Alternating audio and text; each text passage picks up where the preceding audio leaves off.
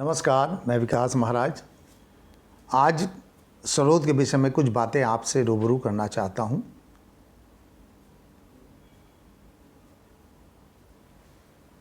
अफ़गानिस्तान से शुरू होकर भारत तक आया। अफ़गानिस्तान में जो वाद्य यंत्र एज ए फोक इंस्ट्रूमेंट इस्तेमाल करते हैं उसे कहते हैं रबाब। और रबाब का वहाँ का बहुत पॉपुलर वाद्य यंत्र है जो कि फोक इंस्ट्रूमेंट के रूप में इस्तेमाल किया जाता है। जब मुस्लिम शासक भारत आए तो अपने साथ रबाब भी लेकर आए, और जब भारत आया तो भारत में उस वाद्य यंत्र को सरोद में कन्वर्ट किया गया और वो वाद्य यंत्र जो रबाब था उसे फोक रखा गया और सरोद को क्लासिकल शास्त्रीय संगीत में उसे प्रयोग करने लगे। अच्छा, जो रबाब है उसके अंदर जो तारें लगती हैं वो गट की तारें लगती हैं, और उसका जो प्लेट है वो लकड़ी का प्लेट होता है और वो छोटे छोटे रूप में होते हैं। वो सरोद इतना बड़ा नहीं होता। आप देख रहे हैं सरोद की लंबाई चौड़ाई भी देख लीजिए आप।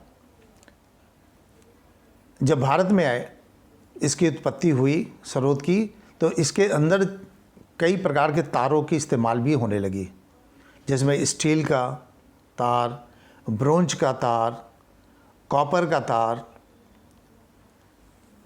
और उसकी जो प्लेट है वो स्टील की प्लेट उस पर लगाएगी। रबाब में जो है वो लकड़ी की प्लेट होती है, मगर सरोद में जो है वो स्टील की प्लेट लगती है। अच्छा, इसके अंदर तरफ की तारें लगने लगी। किसी वाद्य यंत्र में जो है वो 14 तार लगती है, किसी में 12 लगती है, किसी में 15 लगती हैं। इस तरह वो यहीं पे वो उसको डेवलप किया गया कि ज़्यादा से ज़्यादा इसमें आवाज़ निकल सके, और इसके बजाने जो जिस चीज़ से बजाया जाता है तो वो नारियल का खपड़ू ही होता है, कोकोनट शेल। तो भारत में जो है इसकी उत्पत्ति हुई, और इसमें एक बहुत खासियत की चीज़ है, बहुत बताना बहुत ज़रूरी है कि इसे नाखून से बजाया जाता है। कि इसके अंदर कहीं भी ये देख लें, इसे नाखून से बजाया जाता है, क्योंकि अगर मसल से बजाएंगे तो इसकी आवाज़ बंद हो जाती है, और नाखून से बजाएंगे तो इसके अंदर स्लाइड करते हैं, आवाज़ खुली आवाज़ आती है। तो यहाँ पे भारत में इसको परिवर्तित किया गया। भारत में सरोद के 2 घराने हैं। एक उस्ताद हाफिज़ अली खां साहब जी का घराना, जिनके पुत्र उस्ताद अमजद अली खां साहब जी, रहमत अली खां साहब। उसके बाद कई पीढ़ियों में कई कलाकार हैं जो कि अब उस घराने को आगे बढ़ा रहे हैं। और दूसरा घराना जो है वो उस्ताद अलाउद्दीन खां साहब जी का, जिसे मैहर घराना कहते हैं। मैहर घराने के कई नामचीन कलाकार हुए हैं। उस्ताद अली अकबर खां साहब जी, जो कि उनके उस्ताद अलाउद्दीन खां साहब जी के पुत्र थे। पंडित रविशंकर जी, जिन्हें भारत रत्न मिला, वो उनके दामाद भी थे और शिष्य भी थे। उसके बाद कई ऐसे कलाकार हैं अभी मौजूदा हैं जो कि मैहर घराने को रिप्रेजेंट करते हैं, और ये 2 घराने जो हैं भारत में स्थापित हैं।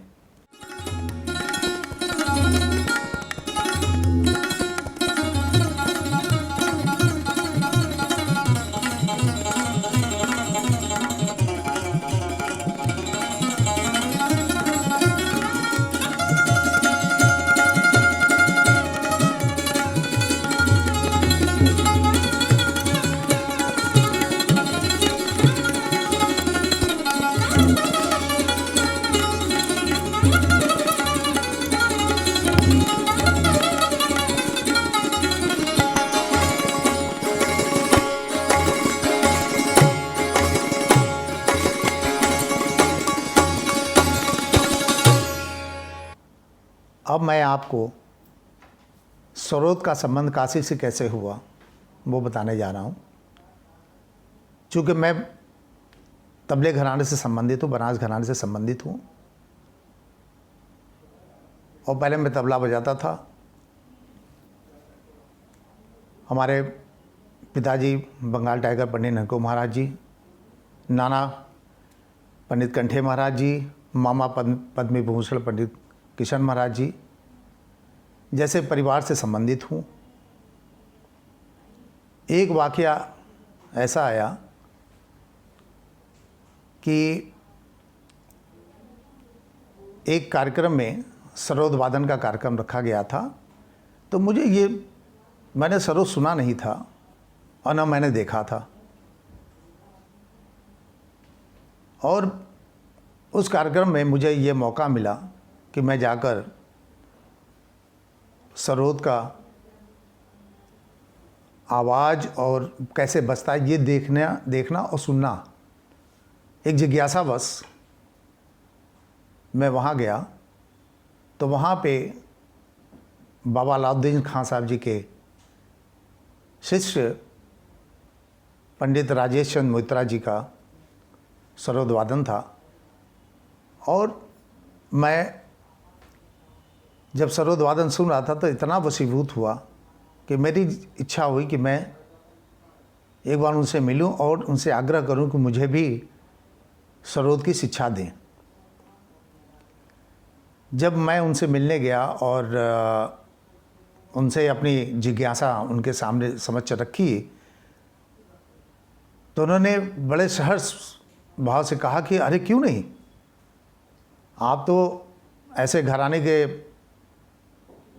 परिवार से संबंधित हो, ये तो बहुत अच्छा होगा क्योंकि आप तबला वादक भी हैं, लय की अच्छी जानकारी है, आपको हर तालों को जानते हैं, और आपके ख़ानदान में गायक भी हुए हैं, नृत्यकार भी हुए हैं, तो अगर आप सरोद सीखेंगे तो आपके लिए बहुत आसान सा हो जाएगा। तो मेरी जिज्ञासा को उन्होंने स्वीकृति दे दी और मैं उनके पास जाकर सीखना शुरू किया। और इतना मेरा लगन उनके साथ लगा कि मैं 10 साल तक मैं उन्हीं के साथ रहकर उनकी सेवा करके, यानी अपने पुत्र की तरह उन्होंने मुझे शिक्षा दी, और मैं अपने पिता की तरह, बड़े भाई की तरह मैंने उनसे सरोद वादन की शिक्षा ग्रहण की, जो आज मेरे जीवन में फल फूल रहा है।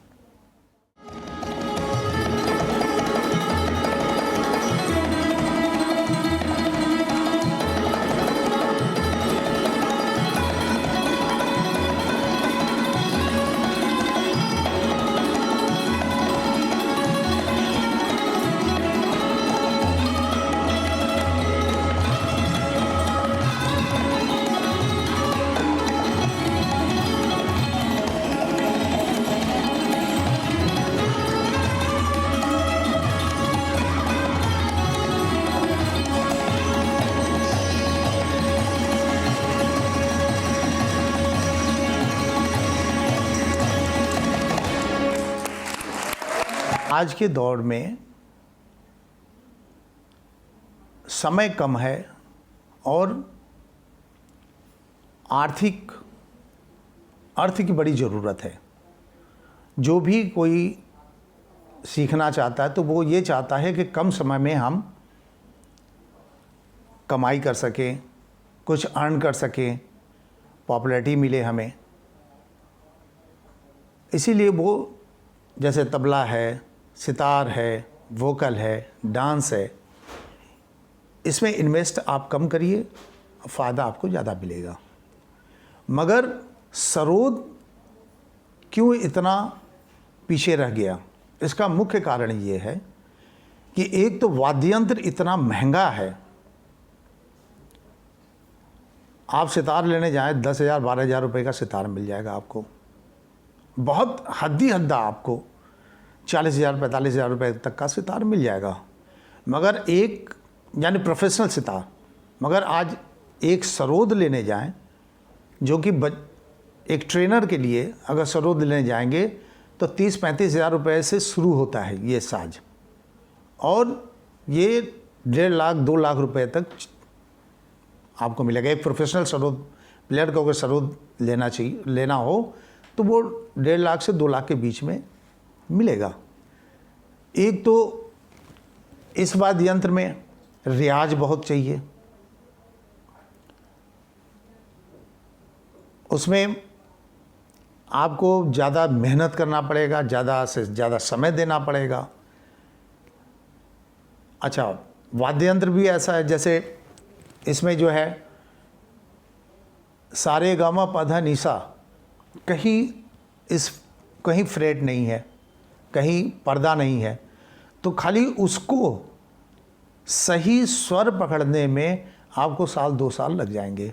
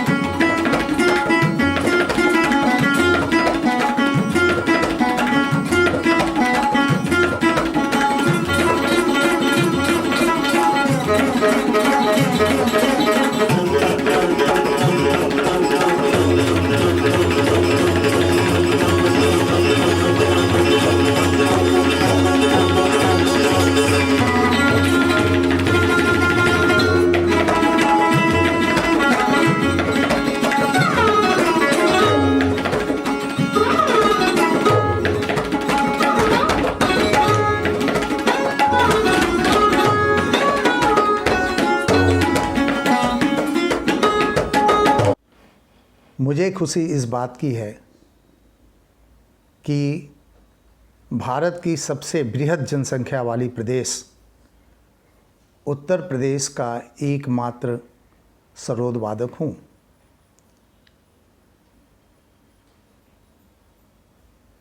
आज मैं गर्व से कहता हूँ कि मेरा जन्म काशी में हुआ और प्रदेश का नाम पूरी दुनिया में रोशन कर रहा हूँ। मैंने गंगा महोत्सव जैसे अंतर्राष्ट्रीय संगीत समारोह का नींव डाला, जहाँ पे भारत के नामचीन कलाकारों द्वारा संगीत का कार्यक्रम होता है और इसके द्वारा बनारस के लोग अन्य प्रदेश के संगीत से रूबरू होते हैं। दूसरी, महात्मा गांधी काशी विद्यापीठ यूनिवर्सिटी में संगीत विभाग की नींव रखी कि जहाँ पे उच्च शिक्षा हेतु संगीत की शिक्षा ग्रहण करें और संगीत का प्रचार प्रसार अपने स्तर से समाज में करें। आप सभी श्रोताओं को मैं धन्यवाद देना चाहता हूँ। मेरी संगीत यात्रा के कुछ अंश आपने सुना और देखा, इसके लिए बहुत बहुत धन्यवाद। और अगले एपिसोड के लिए मैं पुनः आऊँगा, जिसका आप रसास्वादन करेंगे। नमस्कार।